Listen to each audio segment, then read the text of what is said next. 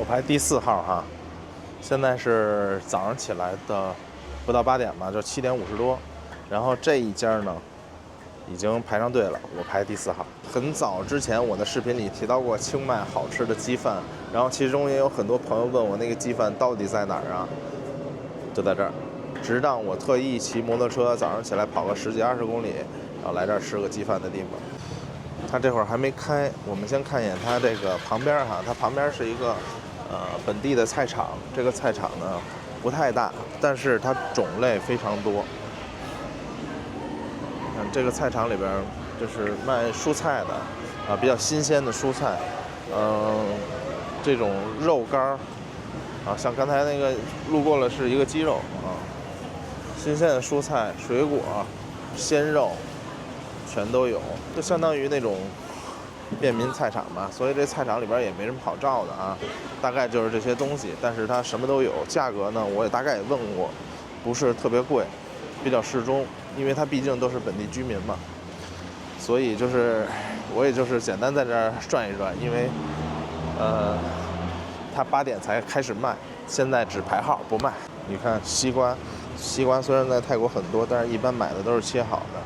然后这边是有卖整个的火龙果、山竹。穿过菜场呢，因为现在不7点多快8点吗？正好也感受一下清迈的早高峰。我们就看这过车的速度就知道啊。这个时候车不算特别多，这个时候车算已经相对少了一点感觉。就刚才反方向的时候，往进城方向走的时候，那车是更多的。虽然这个地方不大，人也不多，但是大家也都是很勤劳的工作的啊。早上起来，你看那么早就出门了都，而且他们早上起来开车可能比你平时认为的开车更快一些。到我了。Come and please take， 提你。这个小店里边不大，然后我就成为了第一桌，因为前边3个叔叔阿姨呢都是打包回家的，一个人可能要好几份，那我就要一份在这吃。我们等一会儿吧，因为它现做，你看到刚才它现做也需要一会儿的时间。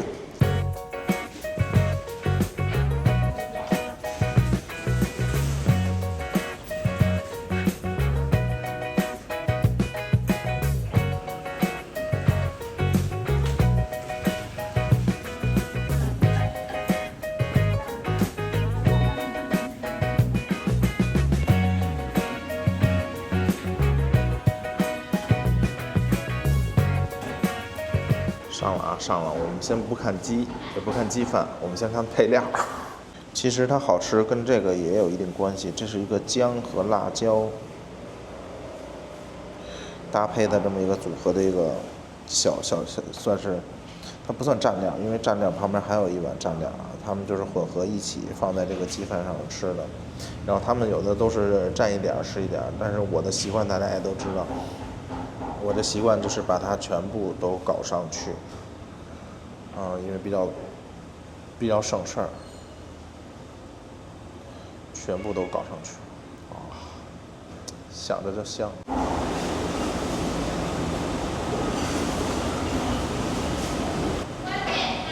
其实你看离我很近的地方，宁曼路那边就有鸡饭，而且那个鸡饭之前也都是米其林很多年的。然后旁边的大大小小鸡饭有各种各样的，但是在清迈这一家吃的鸡饭啊，这一家的鸡饭，我目前来到清迈大概是半年多一点了啊，7个月。包括有时候可能之前去曼谷去其他地方也吃过鸡饭。那么最好吃的鸡饭目前就在这里，最好吃哦，不是之一，是最好吃。不吃的时候想不起来，吃的时候才想起来。那个饭其实上面鸡油饭嘛，它这饭上是有味道的，不是纯白米饭。好了，吃的过程我就不跟你们分享了，因为我希望你自己来试一试。这都吃完了啊，突然想起点事儿来，我觉得应该在这个视频里补充一下。在地图上它显示的上班的时间是早上8点到下午3点。